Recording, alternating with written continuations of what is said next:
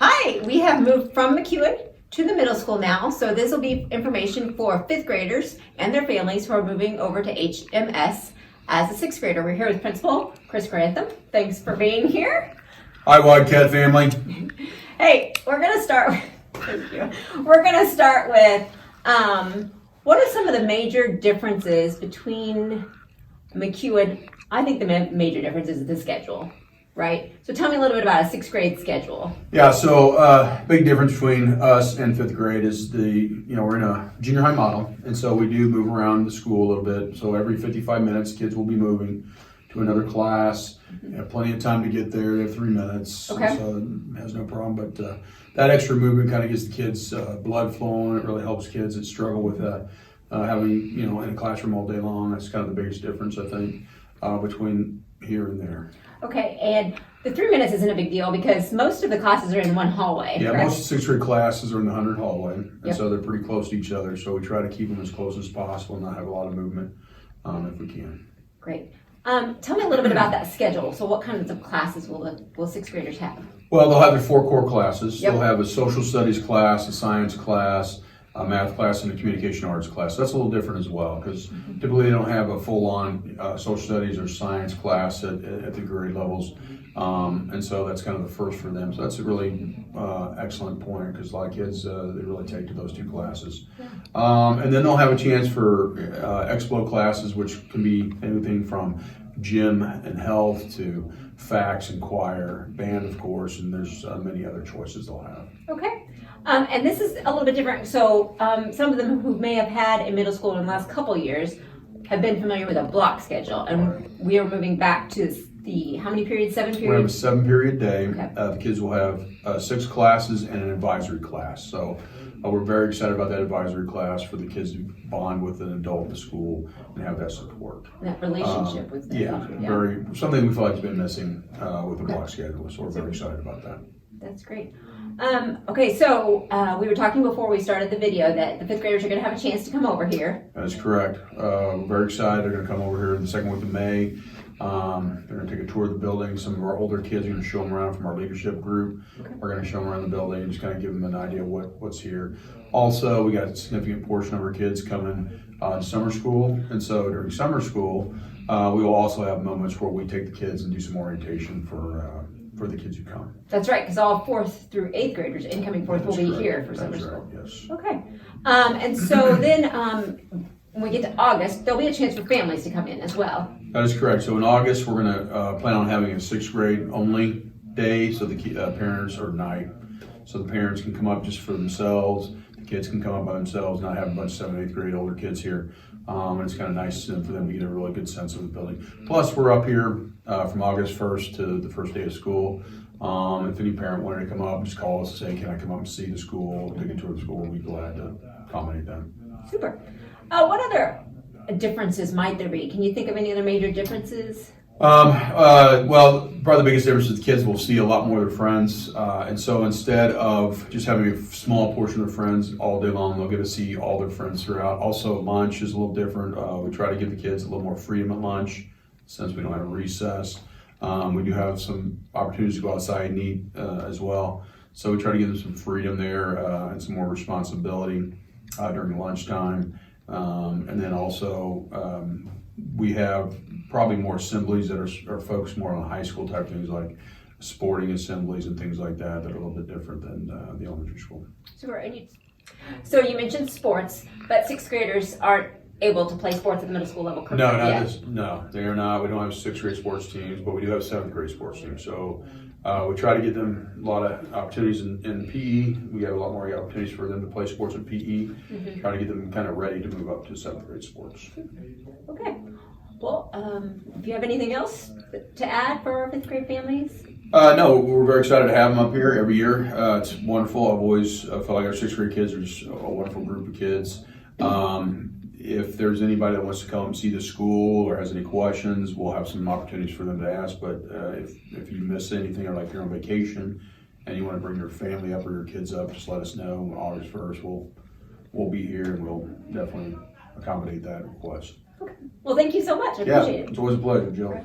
Okay, we're at our last stop, which is Harrisonville High School, talking again about transition. So we're talking to 8th graders and their families about some of the major transitional pieces as they move to the high school level. So I'm here with Principal Mr. Mark Rorvig, and we're going to talk a little bit about some of the things that are big deals as you transition to the high school. So the first thing we want to talk about is the importance of credits and the transcript piece. Yeah. Much different from the middle school and kind of what we've dealt with before. Students, obviously now we like to say that it starts to matter a little bit more now as far as credits. And they'll go through this when we go through our advisory process and course selection process. They'll walk through it a little bit more, but essentially you've got a magic number. Our magic number here at the high school is 25.5 credits. Every class that a student takes is worth 0.5 credits. And within that, there's different subject areas that you need to earn a certain number of credits for. So it's a change. It's a change from what students are used to. We really try and guide them through that process, but it is definitely different than what they've dealt with at the middle school and elementary levels before us. Right. You've got to keep track of those credits. Absolutely. Because by the time you're 4 years in, you got to be at that 25.5. Absolutely. And there's plenty of hours Yes. to get that. Yep. But it's just a matter of making sure you're getting the right ones. Yes, and I think another big piece is making sure that you don't fall behind on them. Obviously, we hope every single student passes every single class, but if you do fall behind, I mean, we have some things in place, but there is a concern if you do, how we get you caught up, which obviously is different than what we're used to as well. Yeah, so that's very important. Something for both families and the students to kind of keep an eye on and make sure you're look at the graduation credits and look what's required to make sure you're keeping track of those. But like you said, the advisory teachers and the enrollment process, as they go through that each year, they'll track that.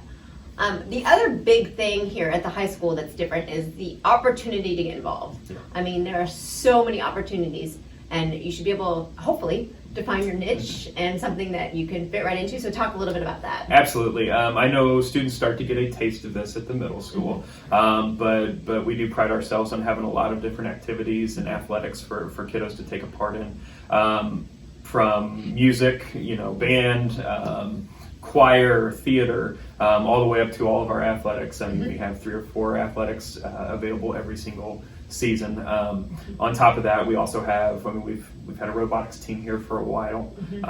We have, even within the school day, we have our Wildcat News Network. We have some different stuff like that, the yearbook, our journalism classes, some things that maybe that students haven't had the opportunity to do before that they get now that they're up at the high school level. Right, and then in addition, there's a lot of clubs.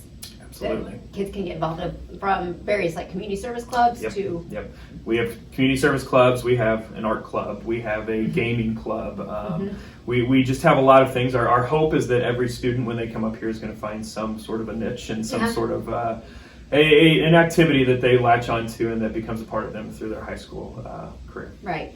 And I know one of the clubs that's not available necessarily to freshmen, but will be as they get to be juniors and seniors, is National Honor Society.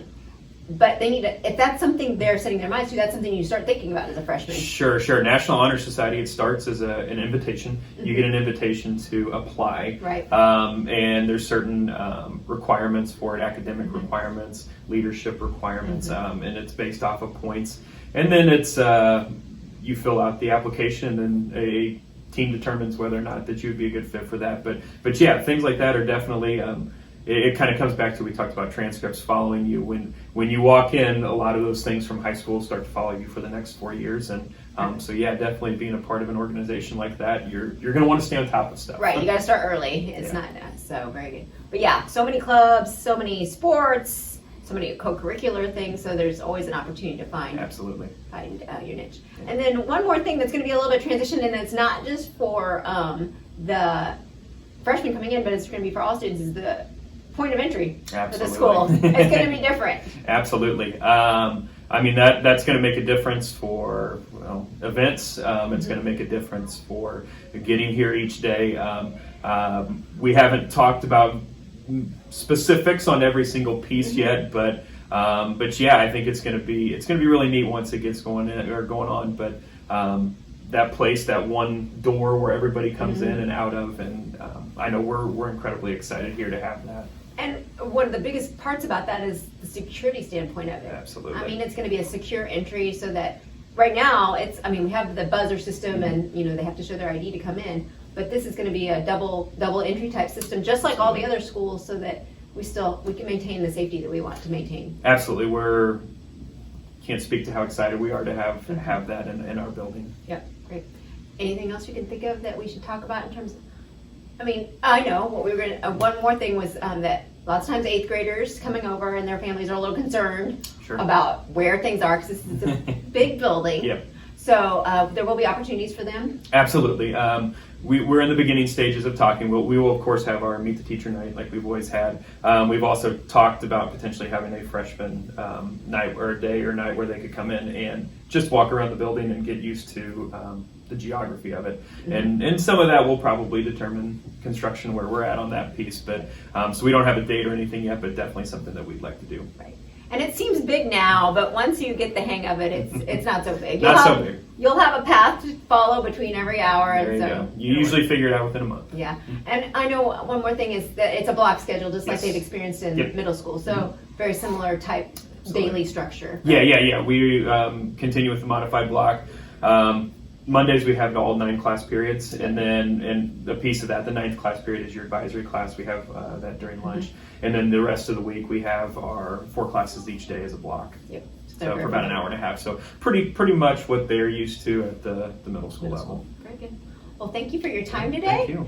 And thank you for watching our speaker series this evening. If you have any questions for any of the building principals, please be sure to email them or email me, and we'll try to get those answered for you.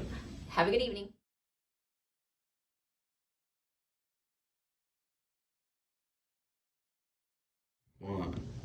Hey everybody, this is Mr. Chandler. I'm one of the school counselors in the Harrisonville School District, and I just wanted to take a moment to say, hey, if you're feeling anxious about moving into a new building, that is completely normal, because that's your body telling you that something important is about to happen. And while it's exciting, it can also be scary. But I want to let you know that it happens to everybody.